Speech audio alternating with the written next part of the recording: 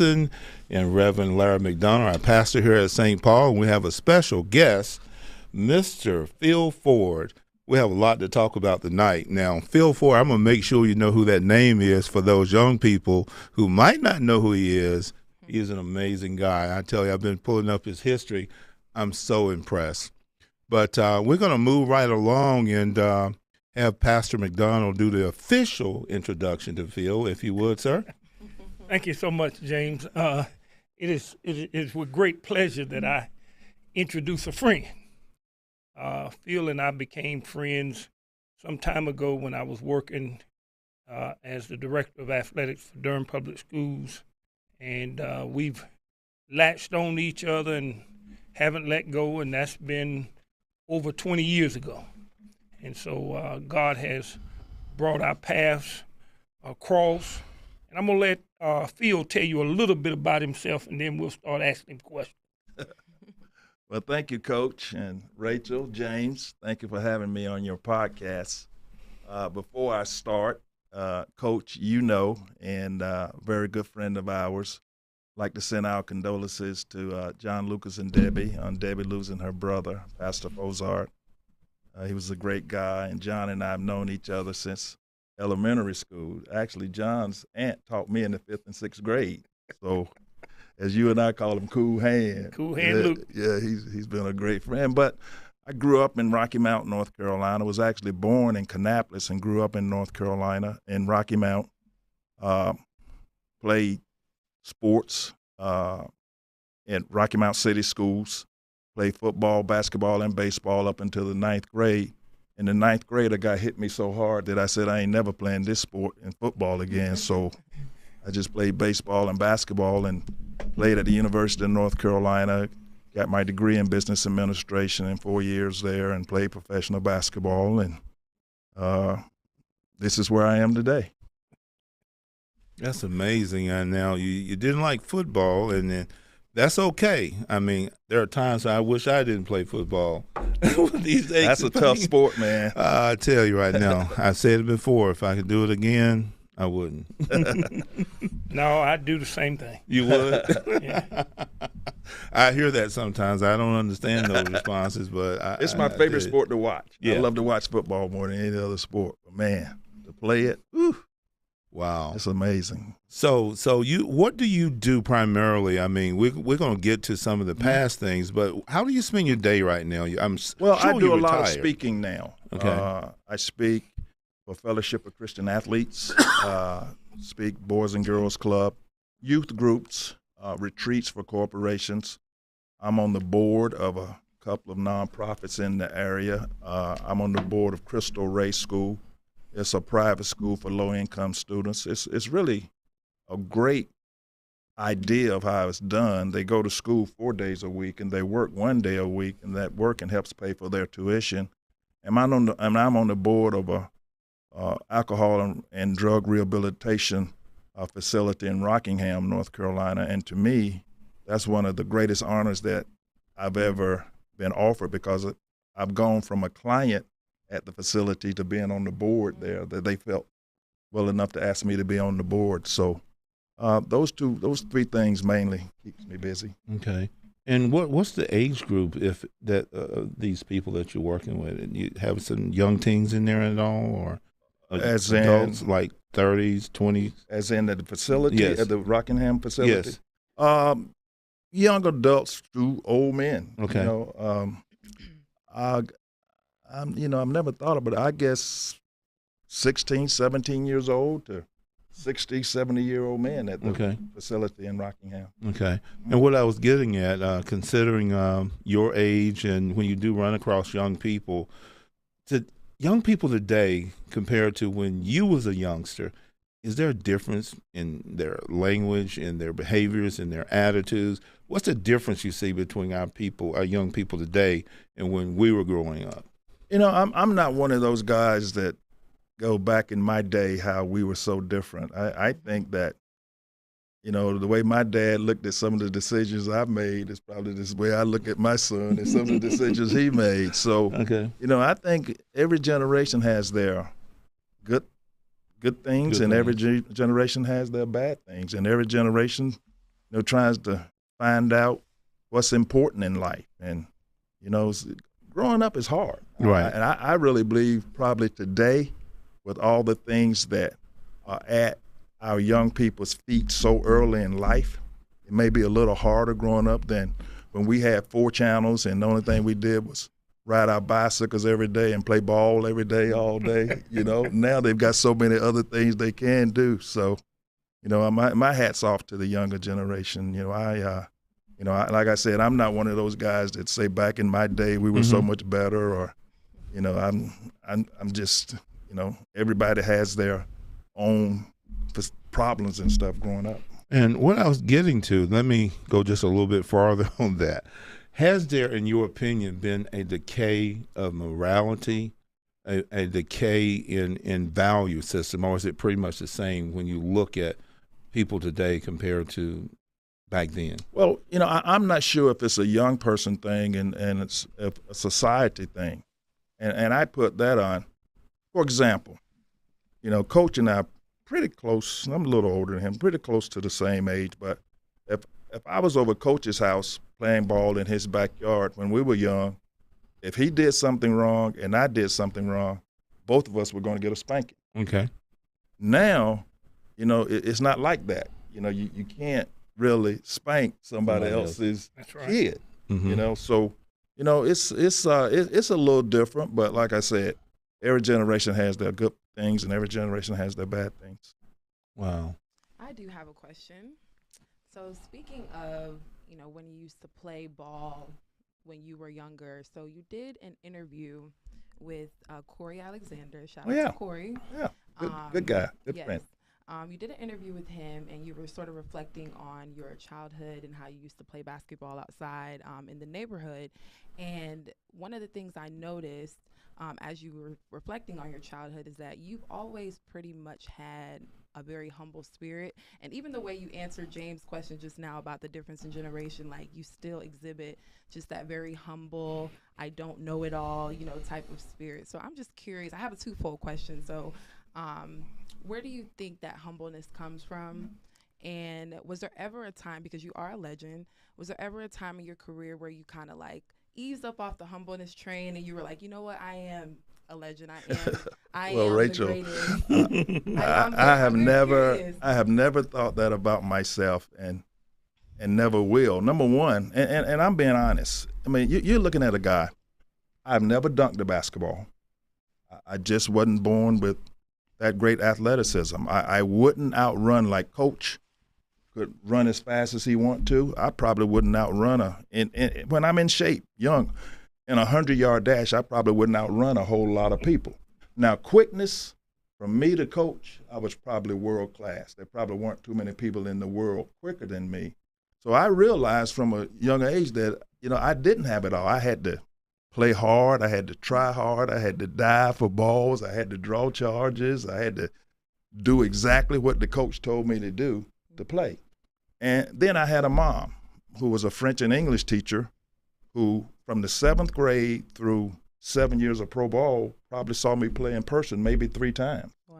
She wasn't a big sports fan, and me playing ball wasn't a big thing to her. It was more important for me to get my degree than to make All-American at Carolina for her. So, it's my family kept me, my feet on the ground, and I just never thought that I've been all that. I think the fact that I was able to play at North Carolina and I was able to play pro ball, I think it's all a blessing from God anyway. Mm-hmm. You got to be born with that gift to get to a certain level. Now, don't get me wrong. If you're born with that gift, you got to work at it. Right. You got to work hard at it. But I believe if you aren't born with that gift from God, you can work out 7 days a week, 24 hours a day, and you just aren't going to get to a certain level. So, it's not a show. It's just what I've always believed in myself. And, I'm grateful for the career that I did have. I'm grateful for my life, and I'm sure we'll get into it a little bit. All of it hasn't been, good, but I'm happy where I am, and having gone through those things is where I am right now. And who's to say, had I not gone through those things, would Jesus Christ be in my life where he is right now? Right. So, I'm just, it's not a show. That's me. I love that. I mean, honestly, I'm impressed because the athletes I grew up around, you could not tell them they were not like Mike. Okay, these athletes, I mean, they go hard on the court. They're boastful, and I really feel like, you know, sports, being on a team, like, you have to humble yourself. Like, you're playing with so many different people, different personalities. You have coaches who are telling you what to do, and it's just important to carry that spirit. So I really feel like that took you far, and I mean, it shows. So Well, now I think you have to have confidence, you know, Right. when you're out there playing. for sure. Mm-hmm. But what's all that in a bag of chips? Yeah, I don't right. think. And some guys, and that works for them. You know, Mhm, that yeah. some guys really believe that they are just that good. You know, like our good friend John Lucas. I mean, his confidence was, I've never seen a guy with confidence like that. I mean, he actually believed that nobody was better than him on a tennis court or a basketball court, and it got him through. You know, it worked for him. But you know, me, it was kind of the opposite. I like that. Awesome. Cool. Well, tell us a little bit about your struggles in life. Well, let's see here. Where do I start to bring it up to date? My third year in the NBA, I was having probably my best year as a pro. I had been second team All-Pro my rookie year. I've been Rookie of the Year. Had a pretty good year my second year, but my third year, I was averaging close to 19 points and close to 8 or 9 assists a game. And a guy named World B. Free was making a baseball pass. You know, that's like a long pass. Mm-hmm. And I jumped up to block it, and his thumb went in my eye and pushed my eyeball down through the shell. A blowout fracture. And what supports my eye now is shaving from my rib. And to this day, if I hold my head at certain angles, I have double vision. And, you know, as a point guard, that's not too good. And instead of me figuring out a way to get the job done on the court still, I kind of took the easy way out and kind of gave up and started drinking and drugging. And that was the beginning of a long struggle off and on in my adult life. And how did God factor into all that? Okay, now that goes back to a little further. I've always been religious, Coach. A couple of uncles were preachers in my family. Didn't go to church every Sunday growing up, but I always believed in God.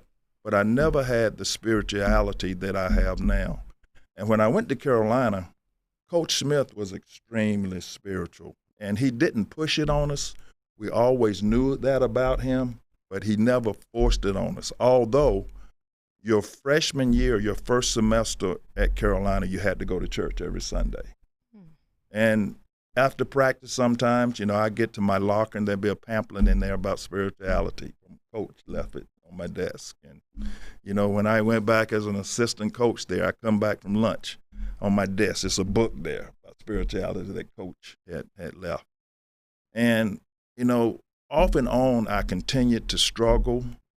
And until I actually went to my knees and stopped trying to run things myself and totally decided to turn my life over to Jesus Christ, that's when things got a lot easier for me. Mm-hmm. And what I come to find out, and the way I try to explain it to young kids when I'm talking to them, it's kind of like you got a circle. And you got 1 foot in the circle and 1 foot out of the circle. Mm-hmm. That's not going to work. Right. You can't do it that way. Unless you put both feet in the circle and try to live the life that I think Jesus Christ wants you to live, as far as love and respect and humility and grace and just all the other good things that Jesus Christ wants you to live, I think you're going to struggle. Now that's me now. Mm-hmm. But once I did and put both feet in the circle, that's when my life became so much easier and things got better in my life. Awesome. You know, you and I were talking last week, and with the struggles you've had the last couple of years, and now here you are dealing with the loss of Joe Wolf and Donnell Thompson. Tell me what your thoughts are.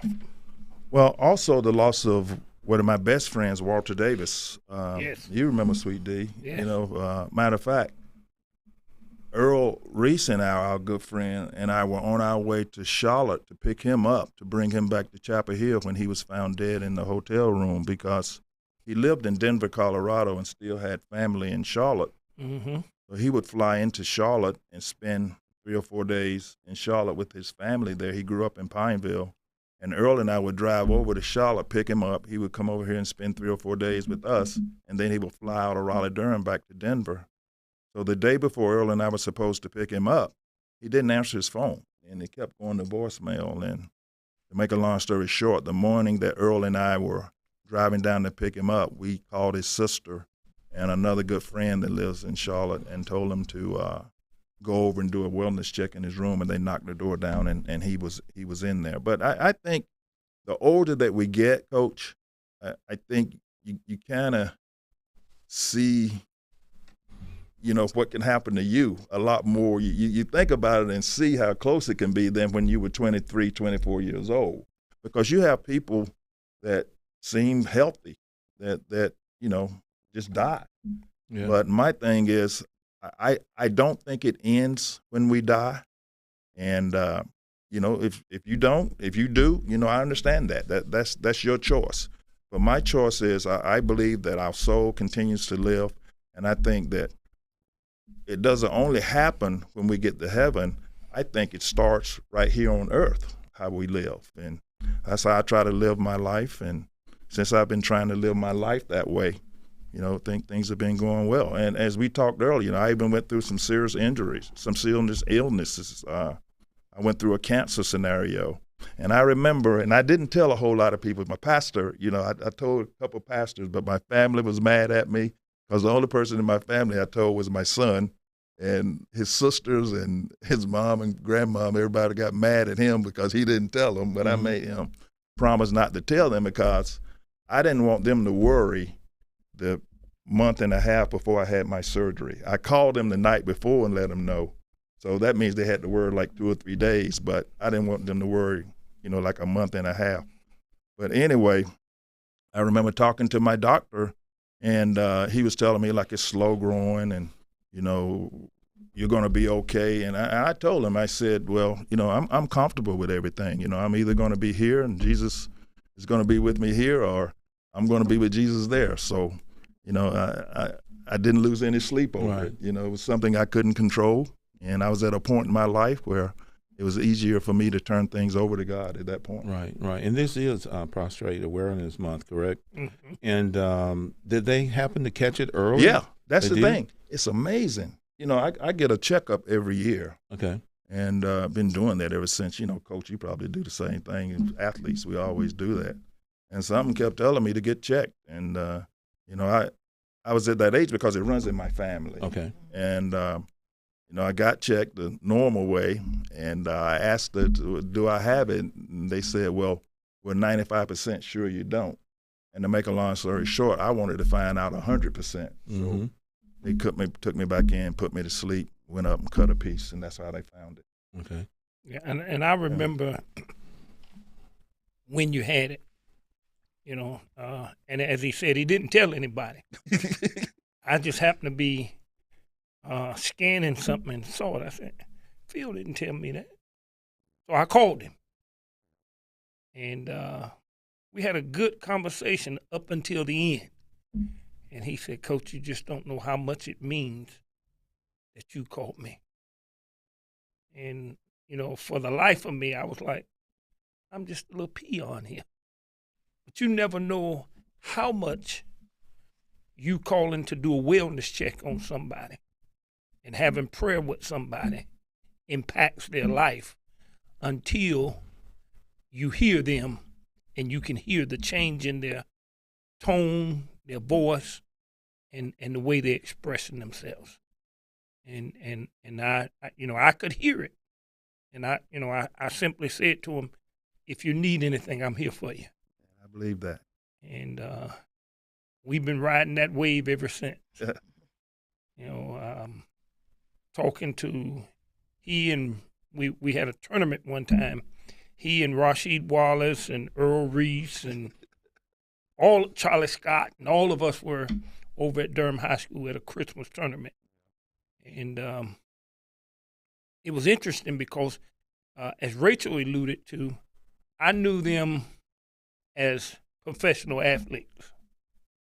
And the interesting piece to that was, out of all of us sitting there talking, there were only two people in the circle that had not played professionally. That was Earl Reese and myself. But at no time did that group make us feel like we were less than they were. As a matter of fact, they made us feel like we were one of them. And that meant a lot. And so when we talked about Donnell Thompson, you know, they found him dead. And I remember a friend of mine, we go all the way back to running college, Chip Wilson, that went to Carolina also. And he transferred back to Fayetteville State, and we ran together. His mama found him on the floor dead, massive heart attack. And so sometimes we have to, as Phil alluded to, we have to have our self together where we don't worry about what is going to happen tomorrow because we know who holds tomorrow. Absolutely, absolutely. And I thought about, you know, something that you said when you walked into this room. You know, I've heard about you. You know, this is my first time meeting. I think I saw you upstairs in the sanctuary once before. Yeah, Earl and I came one day. Yeah, I seen you, but I said, that's a great man church. right there. And but your presence was a presence of peace. I said, that's a good guy right there. So once I heard his voice, but I compared that to some of the interviews way back in the 70s. I'm like, but that spirit was still there, and I connected with it then, and I connected with you when you walked into this room. So it's an amazing feeling of peace and calmness that you bring. You're easy to talk to, and that means a lot. You know, it's great talking and dealing with people. We're all the same. Yeah, everybody's the same. All the same. And going back to your journey with cancer and this being prostate cancer awareness is important to get checked early. You know, I'm not to cut you off. Yeah. One of the things I do with my doctor, he actually he accepted a position down in Charleston, South Carolina. So I'm not sure what's going to happen to the wellness program, but he and I would go to different cities around the state, and we would give programs on prostate cancer screening. Okay, and you could get actually screened at that event that we will have. So it's one of those illnesses that if you catch it early enough, you can beat it. Right. You know, but the thing is, a lot of people, men, you know, don't want to go through the screening. Yeah. But you don't want to put that on your family either by waiting and thinking that it's going to get better. Just go ahead and get tested. Well, we aren't guaranteed tomorrow. That's right. And you know, one of the things about what you said was the number one killer for African-American men is prostate cancer. I'm going to give you another that's going to blow your mind. My doctor told me that African-American males that grew up in eastern North Carolina have the highest percentage rate of prostate cancer than any other group of men in the world. Wow. And you know, it goes back to the book of Proverbs where it says, arrogance comes before the fall. Pride. Yeah, God doesn't like pride, does he? You've got to know how to humble yourself for yourself. You know, it's really not about the doctor. When you go in there, I can remember a couple of years ago I had kidney stone, and the doctor asked me. He said, I was in the hospital. He said, "Well, we can schedule you for right now." I said, "Doc, you know, you seem to be in too much of a hurry."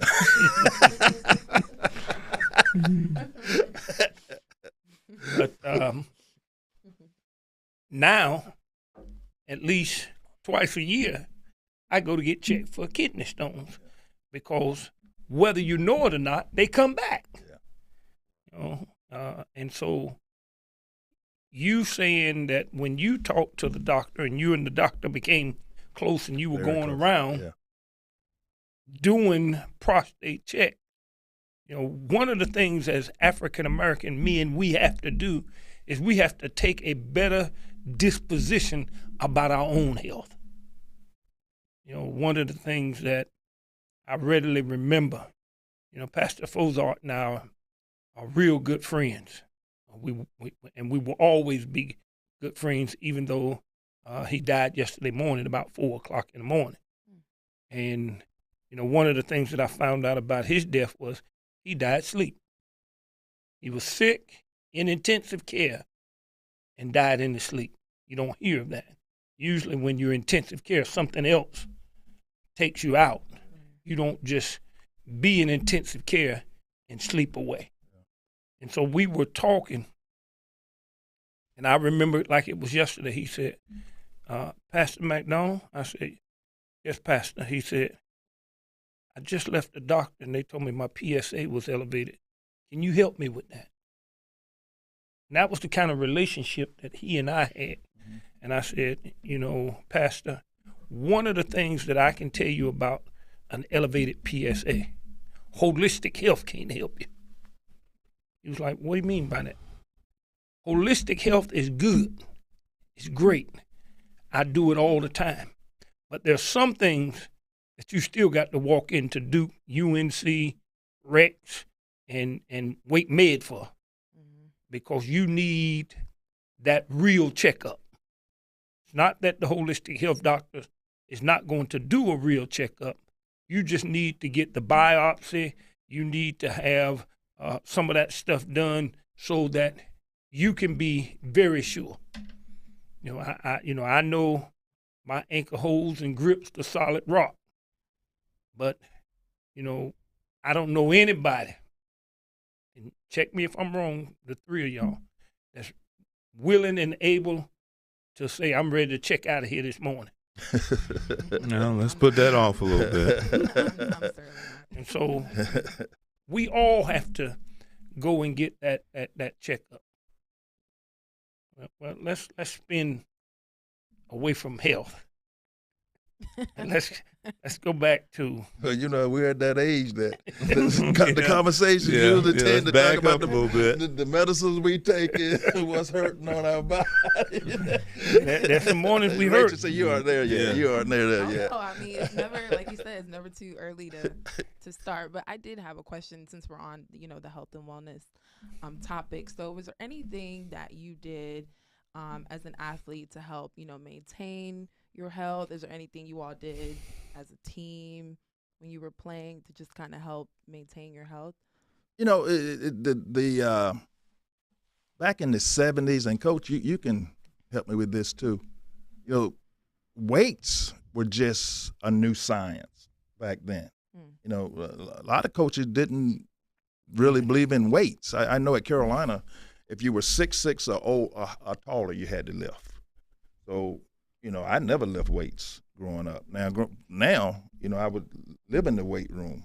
So, the shakes and it was just it's a lot. It wasn't then the way it is right now. You know, you hear guys spending $1 million on their bodies in the off season. You know, we didn't do that too much. You know, so now, you know, I really admire the way the athletes take care of themselves. How it's a 12 month out of the year thing. You know, I mean, like in the off season, when we were in the off season, it was usually off season, you know.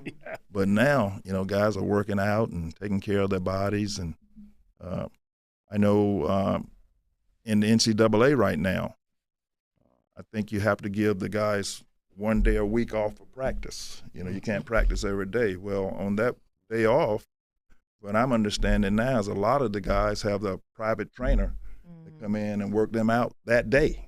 You know, so it's a lot different now than it was when I came up. I don't know about you, Coach. But. It was the same. You know, playing two sports in college, football and track, there was really no off season. For you, yeah. Because when football season was over, track coach was standing there waiting for me. And so when we got to summertime, when May came and school was out, I totally disappeared from on the campus of Texas State. I didn't want anybody looking for me. Yeah. But at the same time, thinking about what you're talking about, one of the things that Deion Sanders talks about is taking care of yourself. Yeah. If you remember, probably about this time last year or right between the time he was leaving Jackson State, he had foot surgery, and they had to amputate some of his toes because he said, I was just trying to get some shoes on. I wasn't concerned whether they fit or not. I made them fit. And then now that his feet he had toes that were on top of each other. And they had to go in. They were trying to break them, and they finally decided we can't do that. And so if you watch him on the sideline now, he walks different. And as Phil said, as we get older, things are a little different. We don't do things like we used to. Talking about that, I remember when James was in college, and he used to run over everybody. Now he lucky if he can walk around everybody. Yeah. That's right. And so we have to thank God for modern science. Oh, yeah. Study and exercise science and all that stuff in graduate school. It's a little different now. We just walk up to a scale and weigh ourselves. Modern athletes can't walk up to a scale and weigh themselves. They get in a weightless tank to find out what their real weight is. Body mass. Yeah, All right, and all of that. Wasn't no such thing as body mass when we were coming up. Yeah. Now it's body mass and all of that. It's 24/7. Science. And yet, back in your day, Aaliyah, we got a highlight that I want to run. Folks, before we run this highlight, you were able to do amazing things as a young man. And we got a clip that I just want you to see, especially people, teenagers, people in their 20s. You probably hadn't heard of this guy, but people my age, we know who he is. But he was amazing. So, Aaliyah, could you go ahead and run this clip for us?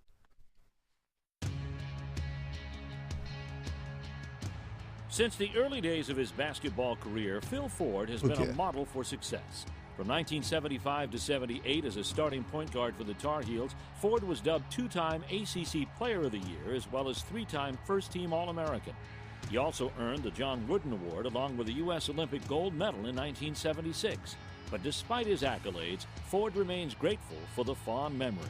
Stuck together and how we swear we were going to come back, and just the whole North Carolina experience is just one that's hard to explain. Ford was always a standout player, but with a 360 spin move in the paint, which would later become his trademark, Ford became a national presence. Most people that know me know that I've never dunked a basketball. I just couldn't jump that high. But I had to come up with an idea that if they were going to dunk, then I had to try to do something that I didn't think they could do. So I came up with this 360, and it just developed, and I just jumped and I could spin around them and lay it in.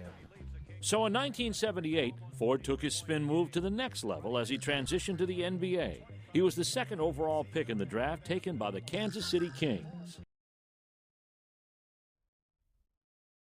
Did that bring back any memories? Long time ago, I didn't even recognize that skinny guy out there. I didn't know who that was. Wow. The thing that brought back memories of was when, John McClendon from North Carolina Central University, Tennessee State, used the four corners. He invented it. That's right. But Dean Smith perfected it. And this is the young man that they perfected it with. I just did what Coach told me to do. There were some times, as a matter of fact, for those of you that really don't know nor understand, they had to put the shot clock in because of Phil Ford in the four corners. No, that's not true. Wow. Well, let's move to another topic, and we're right in the middle of a heated voting thing going on. What's your take on voting, especially for young people and people that who say I don't know if I'm gonna vote, my vote don't count. Share your thoughts about the importance of voting. I think it's extremely important to vote. I have my opinions, and I don't go publicly a lot with my opinions on who I think is best for our country, but I think everyone should vote. Mm-hmm. And I can't tell you who to vote for, but sometimes when you don't vote, it's a vote for the other guy Mm-hmm. who you would Right. vote for. That's who you right. wouldn't vote for. So, I think everybody should take part in our political system that we have in this country. That's a good thing about it. We had so many of our forefathers fought so hard for us to have the opportunity to vote. So I think everybody should. Absolutely. And there are millions of people around the globe doing everything that they can to come to America. And that's because of voting and our freedoms, that and some of those things are challenged, but it's important that we vote and keep this country the way it is and better. There's always room for improvement. Always For room. But it's important that, you get out there and not just vote to vote. Take time to study. Look at that person that's talking to you who wants your vote and learn something about it. Does that individual, does that lady, that chap, do you identify with their values? Look up these things and take time to make selections based on that. Yeah, we always tell folks that, and I use the old Malcolm X theory. I'm neither Democrat nor Republican. I believe in voting. And so what I tell folks is, as you said, there were too many people that are sleeping in graves. That if you go down to Birmingham, Alabama, if you go to Selma, Alabama, if you go to Selma, North Carolina, I was getting ready to say, go to Raleigh, North Carolina. you can find some of those things. On Tuesday of this week, we've been fortunate enough to have as our bishop, Reginald T. Jackson, who came here from Georgia, and he helped turn Georgia around. So he's doing a rally of the candidates here on Tuesday, October the 8th at 11 a.m. Leo, can you bring that slide up? And we are looking forward to having everybody descend on Raleigh. He wanted to do it in Raleigh because it's the capital of the state of North Carolina. He could have gone to Charlotte. He could have gone to Fayetteville. He could have gone to Durham or Greensboro, but he said, no, I want to do it in Raleigh because on Jones Street is where everything's happening. And we need to make sure that we exercise our opportunity to vote. Just last week, over 700,000 North Carolinians were purged from voting. Some of them don't even know they purged. I tell people all the time, you need to go to the Board of Elections in your area and make sure your name's still out there. Because one lady told us they changed her voting ballot. And because they changed her voting ballot, and she didn't know they had changed it, she went to vote, and they told her, you don't vote here. Well, she went home. Well, just last week she found out because she didn't go vote, they purged her. Wow. But nobody called her to tell her that her precinct changed. And so we need to make sure that we're doing everything humanly possible to go out and vote. And I know, coming from Rocky Mount, you know what that's like. Just like I know what it's like coming from Fayetteville. And, your mom and daddy struggled. Yeah. And they probably told you do everything you can to vote. Yeah. And I don't know if it's known that Martin Luther King's "I Have a Dream" speech given in Rocky Mount before he gave it in Washington, D.C. Yep. I did not know that. Wow. no, I didn't know that either. That's Yes. amazing. Didn't I hear? I don't know. When I came to your service, did you say something about this church in the Civil War? Yes, this church existed prior to the Civil War. Get out of here. This church is 176 years old. I told Earl that's what you said, but Earl said no. Long Yeah. history. This place has a long history. This church has a long history. If you're coming down Edenton Street and you see Edenton Street United Methodist Church, some white folks from Edenton Street got together with some black folks from Edenton Street, and they came a block down the road and formed St. Paul AME Church. Wow. But not only did they form that, the church that was here originally was rolled here on logs to be built. In the early 1900s, the church caught on fire and burnt down. Now, the fire department said they were out on another call. Oh, okay. Conveniently. All right. But if you search the annals of the church history for St. Paul, the people in St. Paul said if they had to miss meals, if they didn't have to eat nothing but biscuits and molasses and syrup, they were going to make sure that St. Paul was rebuilt. So in 1910, this church was rebuilt, and it still stands in 2024. Amazing. It is incredible. Yeah, down in the basement, you can see the charred frames. really? It's still there. It's still a little smell of that burnt odor in the air, Wow. just in the basement area. It's something else. Amazing. And they have a church walk Sunday. Or was it Sunday or Saturday? Can't remember which day it is, but they have a church walk through the historical district of the churches in Raleigh. And St. Paul will be open for people to come in. And one of the things that we will talk about will be Sleepy Hollow or Smoky Hollow. And Smoky Hollow was the black neighborhood. Okay. Where St. Paul sits currently used to be an all-black neighborhood. Across the street where there's apartments, it used to be the Greyhound bus station.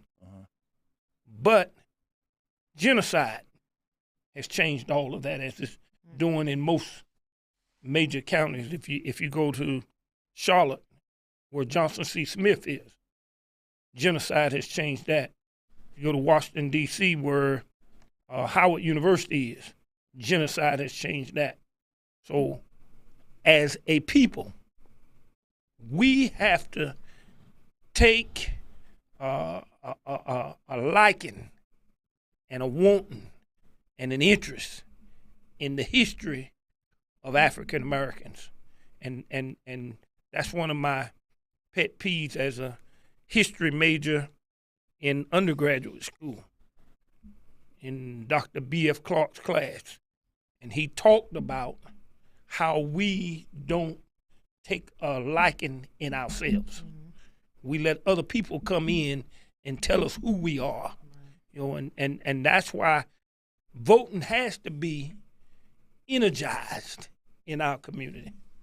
Absolutely. And I have to put it in there when you mentioned that on October 20th, we're going to have, you want to share that story? One of the things that we talk about is Souls to the Polls. Yes. And we've been fortunate enough, as you've heard Phil Ford talk about me and my coaching background. Chris Ray, who was a phenomenal athlete in Fayetteville, North Carolina. He and his wife both, Crystal Ray. And I remember them when they were in high school. So I called Chris Ray. Chris Ray is currently the president of Baba Scotia. He's also the international president of Phi Beta Sigma International Fraternity. He's also the president of the Panhellenic Council, which is over all the African American fraternities across the country. Oh, wow. He's going to be here on the 20th for our caravan. And we're trying to get all of the churches in Raleigh to come with us.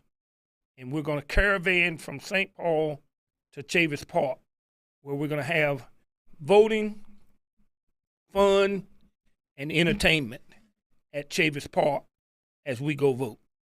Because as you've heard, and our bishop will say something to that nature on Tuesday, democracy is on the line. Absolutely. Anytime the Lincoln group makes a comment that they made, and I'm like Phil, I don't get into politics a whole lot. But when the Lincoln group makes a comment, and it's out there on the World Wide Web for you to see, when they make that comment, it tells me that we need to vote. And make sure you tell somebody what you hear tonight about showing up on that day, because it's not just we're doing it to kind of emulate our brothers and sisters from the past during the civil rights, when they were concerned about tomorrow and each other and looking out and fighting for their rights.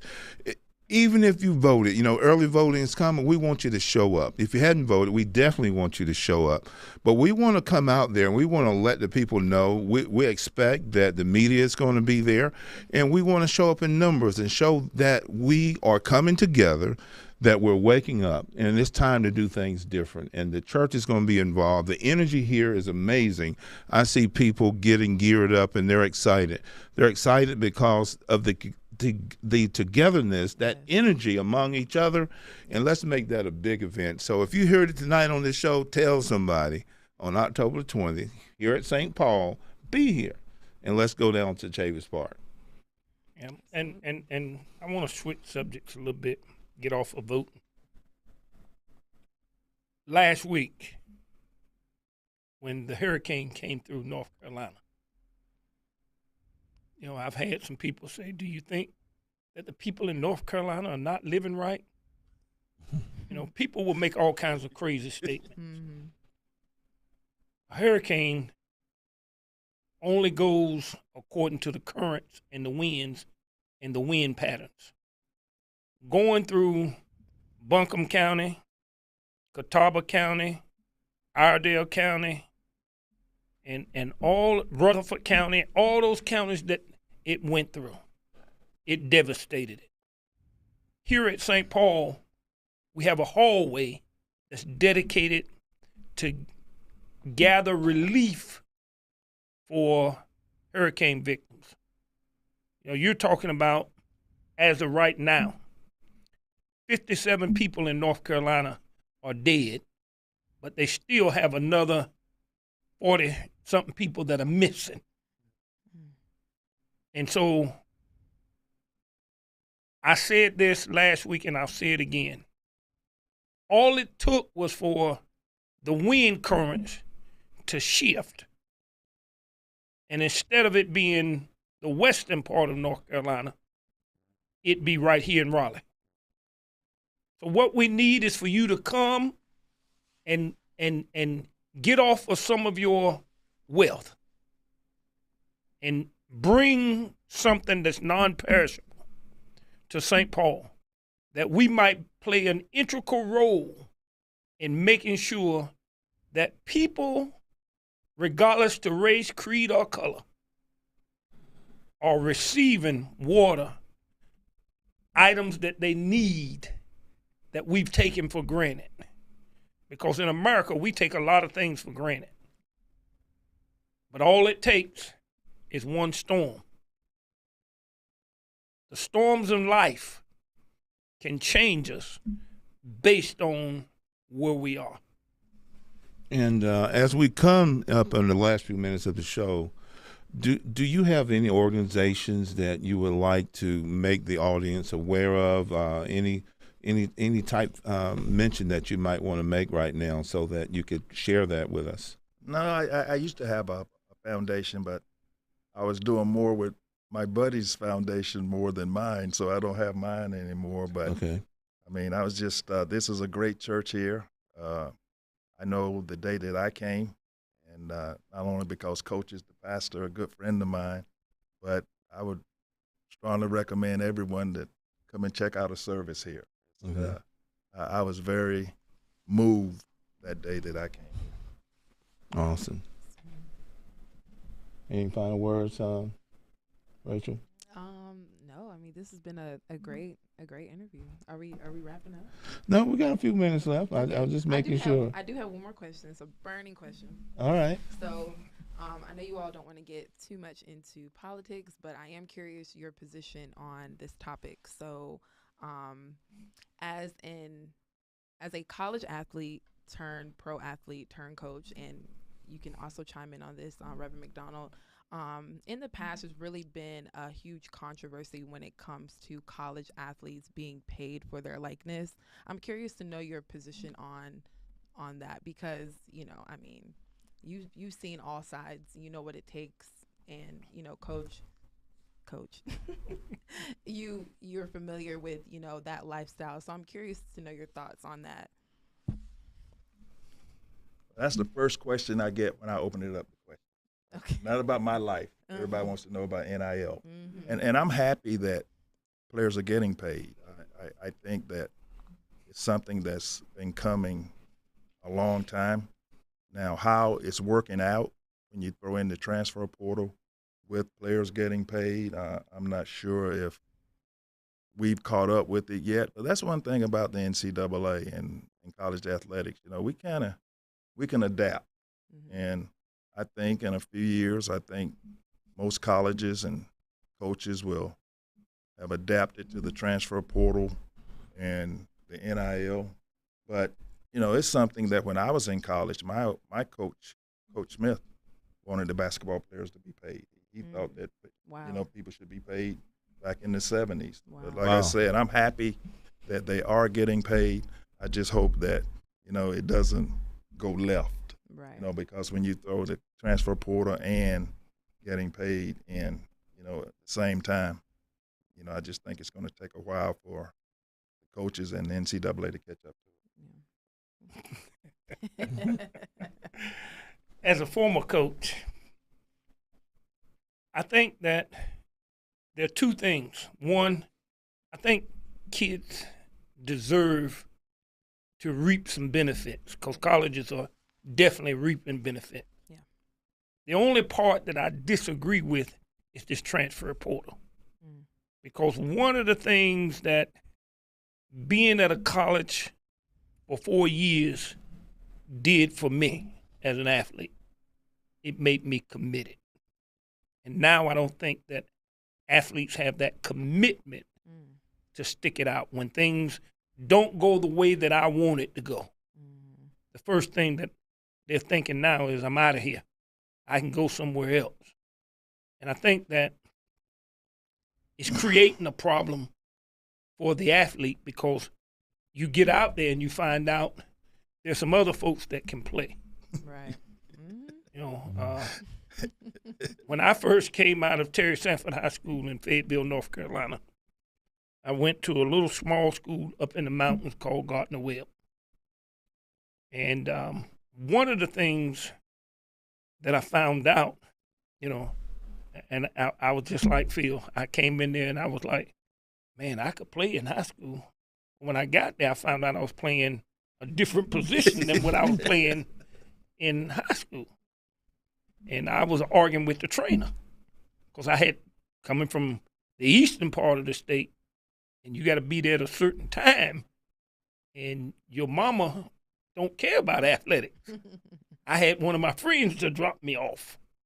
And so I got there a day early. Well, when I got there, the dorm was closed. So I had to stay with the trainer. And so he was telling me, so yeah, I know about you. And we got to talking. And when I got to practice the next afternoon, you know, again, I've always had a mouth. I said, Coach, why are all the black guys playing this position? And he said, shut up and do what I told you to do. And I told him, I said, well, you know, Coach, at the college in my hometown, I know there's some guys over there that can play. If I'm going to sit the bench, I'd rather sit the bench behind them. Because it was 9 of us playing split end, and 3 of them playing flanker. And I played flanker in high school. Long story short, I decided at the end of the semester I was going back home. So I went home, and, you know, being at a small school, the rules are a little different. And so I went back home to run track. But then I started trying to play football. And we had A.O. Carmichael's funeral here this past week. And Mike Smith came. Mike and I played together in college. Wow. And so the way I got on the field for the first time in college was Mike got hurt.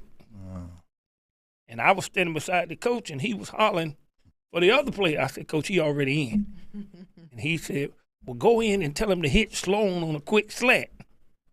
There was no way in God's green earth that I was going in and tell Coach, said hit Sloan on a quick slant, because I knew that if I got in the game, I better make the most of it, because that was always Coach McDougal's speech. When your day come, make the most of it. So when I went in, I said, Coach said, hit me on a quick slant. It was a lie. But the ball came, and I took off running with it. And when I scored, I got to the sideline. He said, boy, I didn't know you could run that fast. Were you scared? I said, no, Coach. You saw me at a track meet. He said, we got to find a way to get you on the field. And so I became sold out to Fayetteville State University. Not because I got an opportunity to play, but because Coach McDougal treated me like a human being. I became, at my senior year, you coach son. No, I'm just another athlete.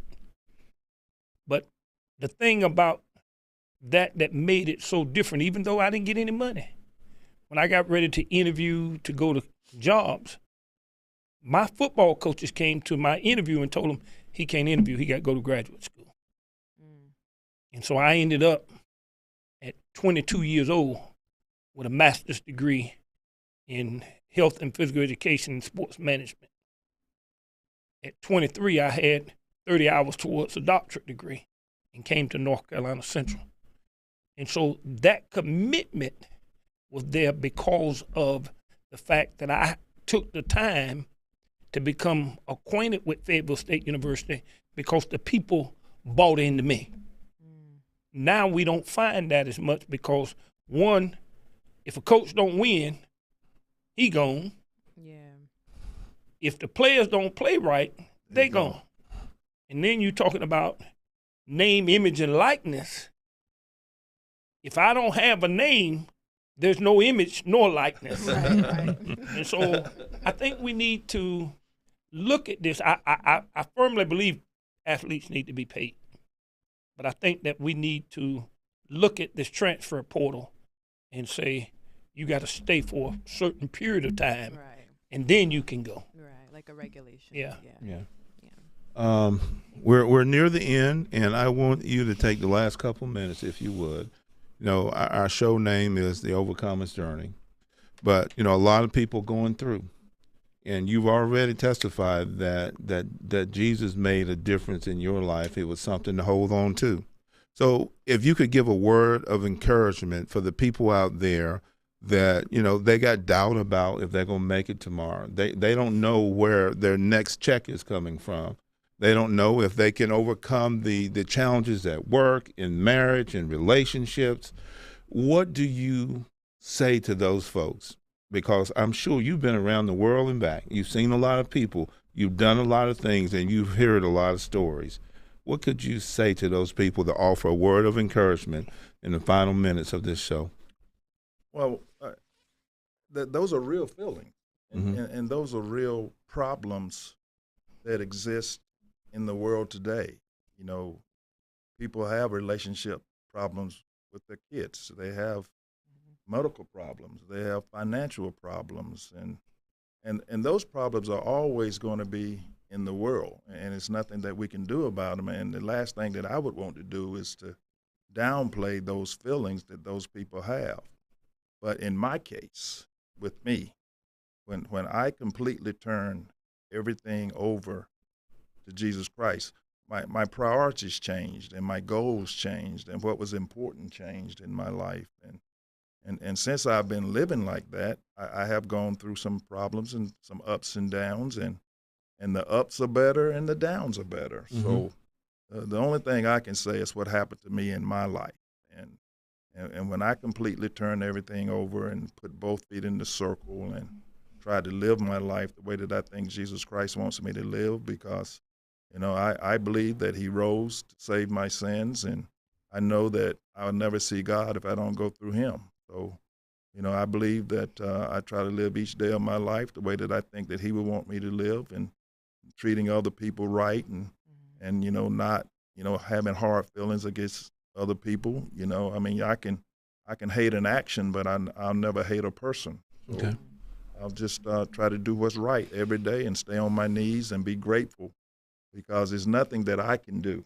Mm-hmm. You know, I can't work my way into heaven. It's all a gift, but we have to choose to accept that gift. Absolutely. You heard it. Those are some real words that we all can learn from and live by. I mean, it's powerful. So that's it, folks. We come to the end of this show, another great show. Great. It's an honor to have met Thank you for having me. This has been all Absolutely. right. Thank you very much. So be sure to tune in and check the websites and look for our updates. They're going to come a little sooner, but we got some exciting guests, and we'll post some of those people coming up that's going to be here on the Overcomer's Journey. Thank you for watching. Be sure to tell somebody about some of the things that you learned tonight and the stories that you heard. We enjoyed doing this show for you, and thank you again, and have a great evening. God bless you. God bless you.